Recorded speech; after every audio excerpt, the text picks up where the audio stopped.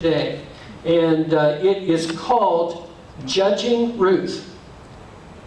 First, let me explain the title of the series, Judging Ruth, so that you can know just what it is I'm thinking. Judging Ruth. If you're not careful, you hear that and you can kind of think, well, it sounds like he's going to talk about the Bible book of Ruth, and then he's going to pronounce judgment on it. Is it legit or not? Well, no, not at all. That's not what I'm thinking at all, actually.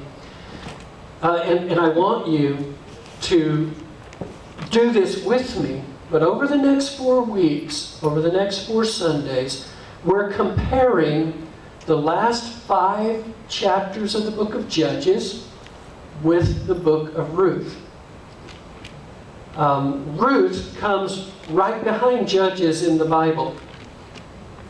And the 2 books are from the same time period, approximately 1100 BC. These books were written, so a little over 3,000 years ago. And the 2 books, Judges and Ruth, come from the same geographic region, because you're going to keep hearing about Bethlehem. All of these stories that we will be talking about keep coming back to the town of Bethlehem. And not only do they have the same time period and the same geographic region, but the stories share the same situation. And that is, they happened during a time of famine. There was a severe famine in the land. There was really a sense of desperation for food and water and good land so that they could produce agriculture. There were these 3 stories. And all of these stories are driven by that famine. A very important piece to the puzzle. How would they respond to difficulty? These stories teach us several wrong ways to respond to difficult times. And then finally, the right way. Michael Moore has done extensive work on the book of Ruth, and he has shown that really Judges chapter 17 through 21 and the 4 chapters that make up the book of Ruth, all of them belong together. They should be read together in one big sweep.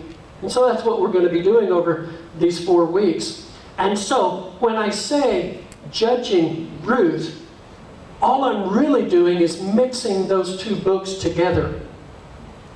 Judges and Ruth. Judging Ruth. I suppose I could have said it as Ruthing Judges, but that doesn't fall off the tongue quite as well. Today's message is actually titled The Wanderer. And you can think of the Beach Boys song, "'Cause I'm the wanderer." Yeah, the wanderer. I get around, around, around, around, around, around, around. All of these stories are about wanderers. And as we start, I want you to ask yourself a very important question, and that is, how well do you think you do at handling difficulty? Now, don't answer out loud, but you might want to put your private notes in your sermon notes. How do you do at handling difficulty? How well do you think you do? Now, this message today assumes that you know these stories. In fact, you might want to read Judges chapter 17 through 21, and then immediately, like I said, after that, Ruth chapter 1, 2, 3, and 4. Over this next week, just, as a refresher, just so that, because there's just too much information to include all of it in the sermons. There is so much rich irony, and the stories are just, it's such a powerful text. So I would really encourage you, if you get a chance to read it this next week, to do so. But let me just say this for today. At the end of the book of Judges, you have these individuals who, they say they're godly, but their actions don't line up.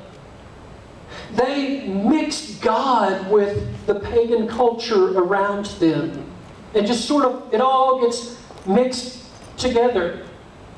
The last 5 chapters of the book of Judges are actually an example of just the wrong way to handle famine, injustice, devastation,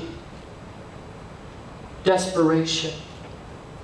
You're going to see some wrong ways to handle it. So I'm going to share with you 3 stories this morning. Let's start with the first story, and it's found in Judges chapter 17 and 18. Those 2 chapters. And we're not going to read the whole thing. I'm going to just relay to you the story. It's the story of the Levite priest from Bethlehem. You know how that the priestly tribe is supposed to come from the tribe of Levi. Well, this young man was a Levite, and like I said, he was from Bethlehem. He was not exactly what you would think of when you think of a priest. Because this young man, he's looking for a career, and that's pretty much what he's in it for. And so he leaves Bethlehem, and he heads up north about 15 to 20 miles into the hillside of Ephraim, just roaming, looking for something to do. And he comes in contact with a man named Micah. And Micah had household gods, and he had an idol that he had fashioned with his own hands. And so he says to this young Levite, hey, why don't you be my personal priest? I'll pay you such and such amount of money. And the Levite says, okay, I'll do it. So he becomes the personal priest to Micah. And Micah sets up a shrine. It's actually attached to his house and is complete with household gods. So he's mixing popular culture with a little bit of serving God the correct way. And now, this is a priest, but he's more like a psychic or someone who uses divining rods or tarot cards or something like that. You know, the kind of way that some people consult their horoscope, even though we know that's wrong. That's kind of how this man is. And in fact, Judges chapter 17, verse 6 gives an important clue. It says, in those days, Israel had no king. Everyone did as they saw fit. That's going to become really important to these stories. So, this Levite, he's priest, and he's serving one man, Micah. But what happens is that the tribe of Dan, they never have settled their land yet. That's still sort of in process. And so the tribe of Dan, they live in a couple of towns that are west of Jerusalem, and in fact, another one southwest of Jerusalem. And they go up north into those same hills, the hills of Ephraim, and they're looking for territory, and they're scouting. And they recognize a voice. And they say, it's that young Levite. Hey, what are you doing here? And the Levite says, well, actually, I'm serving as priest to Micah. And they say, well, since you're a priest, hey, throw us down a blessing. And he sort of evokes some kind of blessing for them and says to them, go and conquer. And so they head off north, and they go up way farther north than Ephraim. And they come to this little village, Laish. And Laish is a sleepy, quiet little town, just minding their own business. And these 5 men who are scouting for territory say, aha, this is perfect. They're defenseless. They don't have anyone close by to rescue them. And we could take them easily. And so they make the trek back down to their hometown, and they get together 600 men. And they head back north now. And on their way, they swing by this priest's house. And they grab the idol, and they grab all of the household gods, and they tell him, come on. And the young Levite priest says, what are you doing? And they say, would you rather be the priest of just one man, or would you rather be the priest of the entire tribe of Dan? more influence, more power, more money. He just immediately says, yeah, I'm in. And off they go. They go up north to the sleepy village of Laish, and they absolutely destroy it. They obliterate it. They wipe it out. They burn it to the ground. It's a senseless massacre. It didn't have to be the way it was.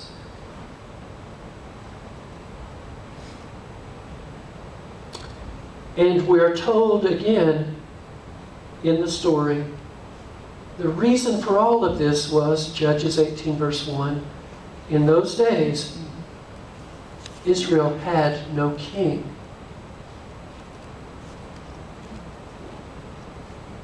It's interesting when you study it out, because the idol that Micah had, that he had fashioned with his own hands, traveled with the young priest up to the city of Laish. They renamed it Dan. And now the tribe of the Danites live in all that area. But that idol stayed there through the decades and decades, all the way up until the time when they went off to Babylon in exile. That idol was a stumbling block for Israel for decades and decades. So that's the first story. A priest that's not really a priest, not a lot of praying about what's going on, just acting on impulse, following money, following prestige. They go up, they massacre, kill people, wipe out a whole village. And then we come to the second story. Story number 2 can be found in Judges chapter 19 through 21. It is the story of the Levite with a concubine from Bethlehem. Again, from Bethlehem. The connection is always going to be Bethlehem, and you'll see it as we get into the book of Ruth over these 4 weeks. Bethlehem, Beit Lechem, house of bread, house of the bread of life. It became the birthplace of Jesus.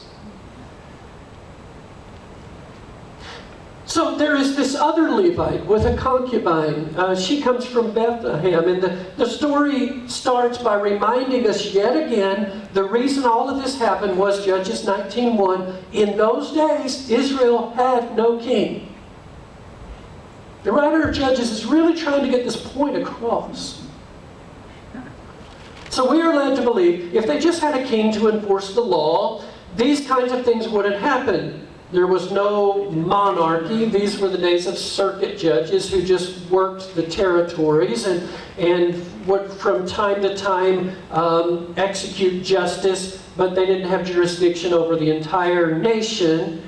And this is the story of a Levite who was from the hills of Ephraim, whose concubine was from Bethlehem. And a concubine in ancient Israel can sort of be thought of like common law marriage in our day. There is a sense of legal relationship. In other words, when she cheated on him, it's called adultery. He refers to her dad as his father-in-law. So now she cheated on him and ended up leaving Ephraim. It goes back to Bethlehem. And a few months pass, and then the Levite, he travels down to Bethlehem, and he brings his servant to retrieve his concubine. You kind of get the impression that he thinks of her like a possession. So they stayed with her father for 3 days, and they were ready to go back to Ephraim. You get the idea that the father just had this gut feeling that something very wrong was going to happen on this trip. Her father just feels like something is going to go horribly wrong, and he keeps trying to keep them staying there. He keeps stalling them with delay tactics. Stay, eat, drink. they spent the night on the fourth day, and then as the fifth day it rolls around, and he says, don't leave yet, at least have some lunch. And they have a big meal for lunch, and they visit, and it starts getting into the late afternoon, and the dad says, it's late already, stay one more day. But this young Levite is not willing to stay. He's ready to hit the road, so he leaves with his concubine at dusk and heads on his way. Ironically, when they get to Jebus, the servant says, let's stay here at Jebus for the night. But the Levite says, no way are we staying in Jebus. This isn't a town of Israel. Let's go on to Gibeah. Why? No way are we going to stay in the sinful city of Jebus. We'll travel on to Gibeah. That's part of Benjamin's tribe. That's part of Israel. They didn't stay at Jebus. Jebus later on becomes Jerusalem, the headquarters of King David, the greatest king in Israel's history. David, who is born in the line of Ruth that we're reading about over these 4 weeks. So there's just, it's amazing irony. You're going to be amazed at the irony that happens over and over in these chapters. Now, so it was already dark after they arrived in Gibeah.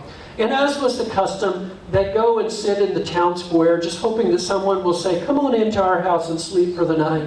And so while they're there waiting, no one comes. And finally, this one old man, he tells them, come and stay at my house. But in the middle of the night, evil men from the town came banging on his door. And these evil men they yelled out, send out to us the man who came as your guest so that we can have sex with him. The old man begs them not to do this evil thing. Please, I beg you, don't do this evil thing in Israel. He even says, I have a virgin daughter. Look, here's his concubine. You can have them. Gee, thanks a lot, Dad. Right? Just throw me under the bus like that. Eventually what happens is the Levite, he finally forces his concubine to go outside to these unruly men. And just imagine the screams and the horrible sounds as the evil men rape her and torture her all night long. So at daylight, she crawls back to the doorway and collapses. And the Levite comes out and kicks her and says, come on, get up, let's go. I mean, see, she's just a possession. She's not a person. But she doesn't respond. Why? She's dead. So what he does, he picks up her dead body, drapes it over his donkey, makes the trip back into the hills of his homeland, Ephraim. And when he gets home, he takes a knife and cuts her dead corpse into 12 different pieces and sends one part to each of the tribes of Israel. It is one of the most grisly, grossest things mentioned in the whole Bible. It's unspeakable. It's horrible what happens. And of course the tribes, they were aghast. The people said, nothing like this has ever happened since we were freed from Egypt. Something has to be done. And it leads to civil war. The 400,000 men of Israel cast lots to see who's going to join the army. They rolled dice to see who's going to fight for God. 40,000 of them go to battle against the Benjamites. Benjamin responds by getting 26,000 warriors at the drop of a hat, and they're assembled, ready to fight. It's a vicious battle that goes back and forth for a couple of days. Casualties on both sides, but eventually the Israelites destroy the Benjamites. They killed over 25,000 Benjamites. But 600 of them escaped and went into the wilderness. It hasn't dawned on the rest of the Israelites how horrible this tragedy was. And they realized that an entire tribe was in danger of becoming extinct. Then they started to say, somehow we've got to preserve those 600 men, or else the tribe of Benjamin will be lost forever. But the Israelites also said, I'm not giving my daughter to them in marriage. And they took an oath. They will never marry my daughter. And any dad can understand that. And so they sat and wept and grieved. And what they decided to do was, okay, we will attack Jabesh Gilead, an unsuspecting city. And they go in and slaughter the entire city. Every male is killed. Every married woman is killed. The only ones that are allowed to survive from Jabesh Gilead are the virgins. And they save 400 virgins for the 600 men of Benjamin. But still, that's not enough. There's still 200 other Benjamites who need someone. So they decide, oh, one of them gets this great idea that, I know what we'll do. Every year at Shiloh, they have this big festival. And it's about that time of the spring. We'll tell the Benjamites to hide in the thickets. And then, when the girls come out and begin to do their dance, the 200 men will just rush down and just grab any woman they choose and abduct her and carry her off into the wilderness. And we'll tell the tribe of Benjamin to do that. And then, listen, don't worry, because if the fathers and the brothers from Shiloh, if they say, why did you do that to us? We will tell them, hey, give us a break. Let it slide. What else could we have done? We had taken an oath. We would not allow our daughters to marry. And we know you took that oath, but now you're not responsible because you had nothing to do with this. There is no mention of praying about it. In fact, all throughout chapters 17 to 21, there are numerous decisions made, crimes committed, actions taken that show lack of wisdom and lack of meaningful prayer.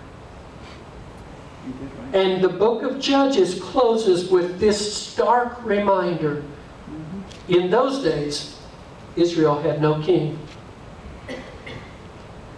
Everyone did as they saw fit. Fade to black, end of the book of Judges.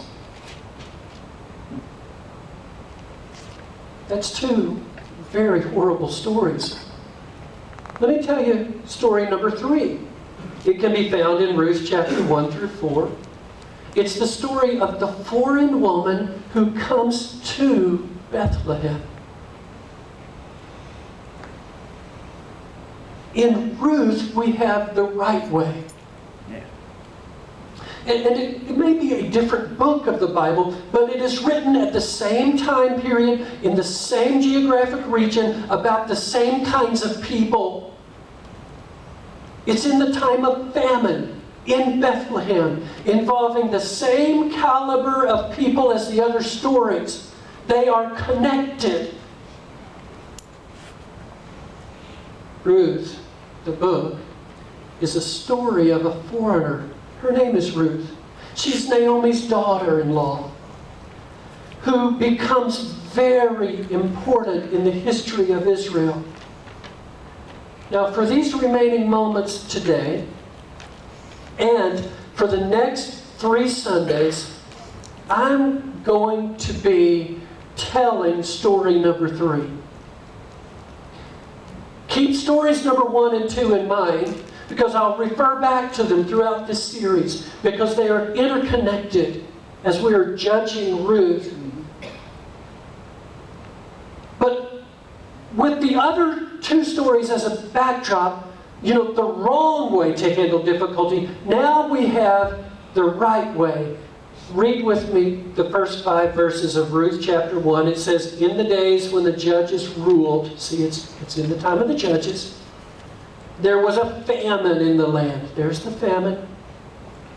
So a man from Bethlehem in Judah, from Bethlehem, those are the 3 ingredients that connect all of these stories together.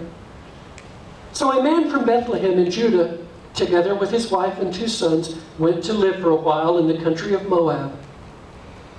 The man's name was Elimelech. His wife's name was Naomi. And the names of his 2 sons were Mahlon and Chilion. They were Ephrathites from Bethlehem, Judah. And they went to Moab and lived there. Now, Elimelech, Naomi's husband, died. And she was left with her 2 sons. They married Moabite women, one named Orpah and the other named Ruth. After they had lived there about 10 years, both Mahlon and Chilion also died, and Naomi was left without her 2 sons and her husband. This is the most hopeless situation. Naomi left Bethlehem, followed her husband to Moab. The famine gets even worse. Her husband and 2 sons die. And what does she do? Well, that's the question. What will she do? How will she respond to this difficulty? Elimelech, her husband, his name is very important to the story. Malech is the Hebrew word king. The part Eli means my God. You remember when Jesus died on the cross. In prayer, he quoted Psalm 22. Eli, Eli, lama sabachthani. My God, why have you forsaken me? So when you put Eli and Melech together, it means my God is king.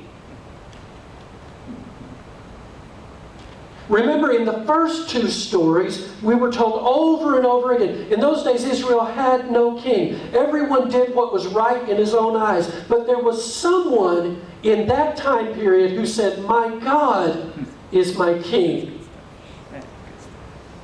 So right off the bat, we know there's something different about Elimelech. My God is king. And you're going to see, as Israel moves forward, they keep requesting a king. Eventually they get one.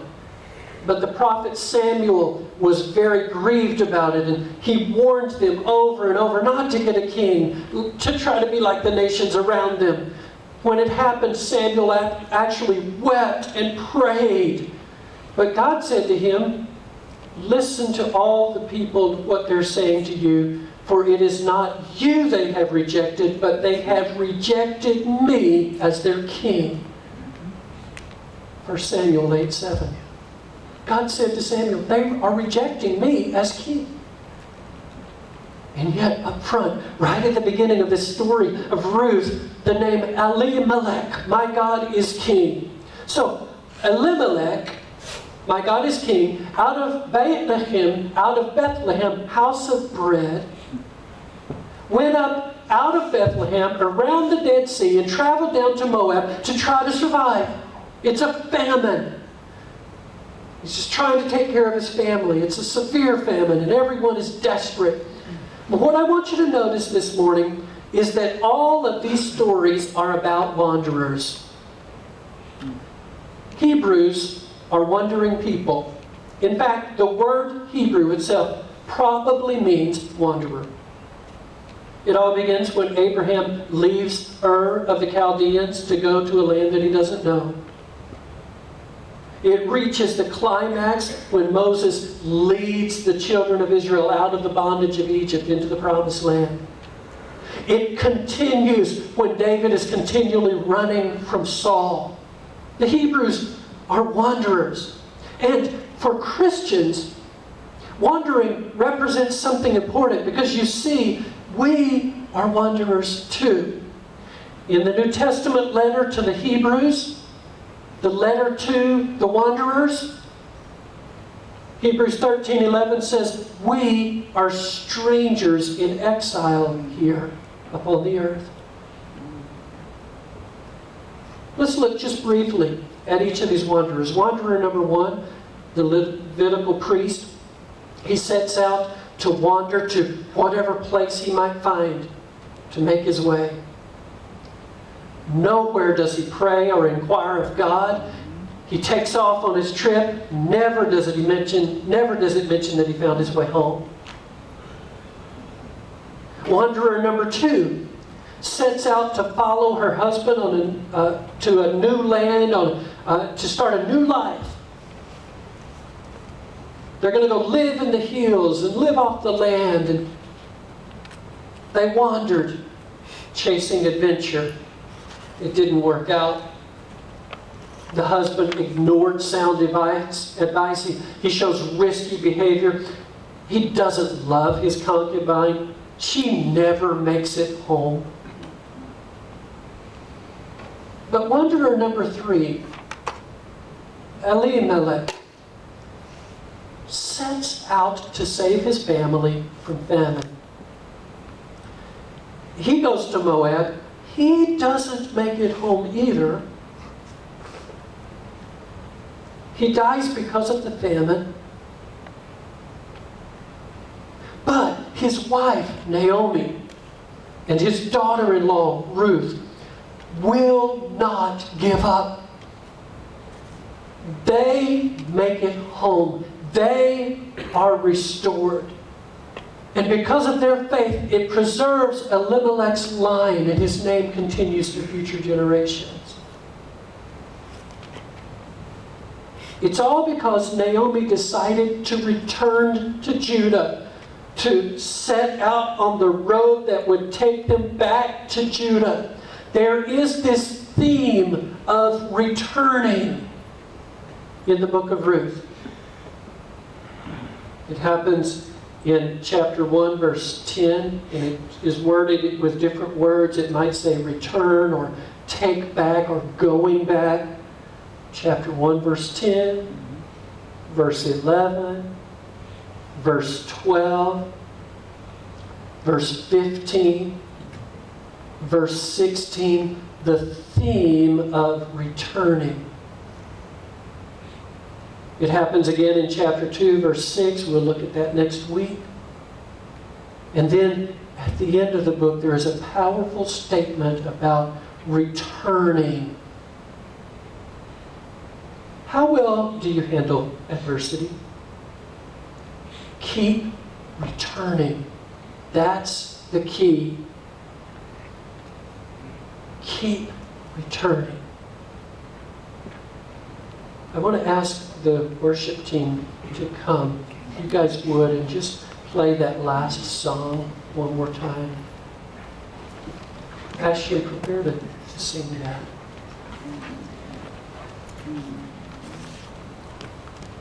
Let's bow our heads, pray. Heavenly Father,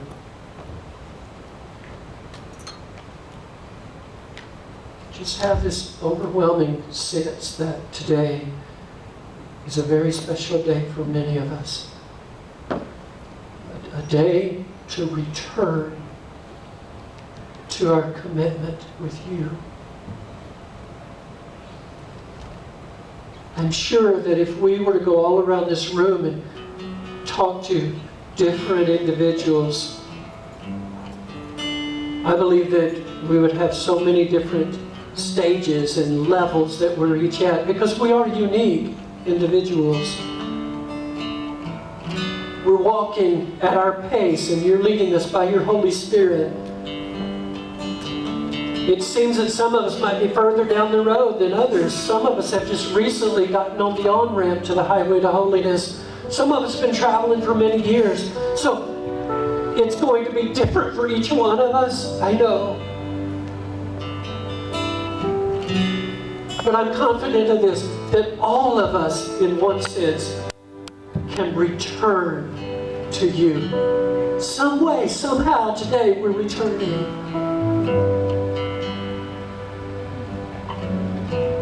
And then for some in this room, Lord, it's an extra special day, because it is not just an ordinary prayer time. It's not just a response to a message. This is a benchmark moment, a defining moment, that I will serve God. I don't care how hard it is. I don't care what I have to go through. Nothing is going to keep me out of the kingdom. And for those people, oh God, I bless them as they return. As they're returning to you. Your hand of blessing, your favor be upon your people.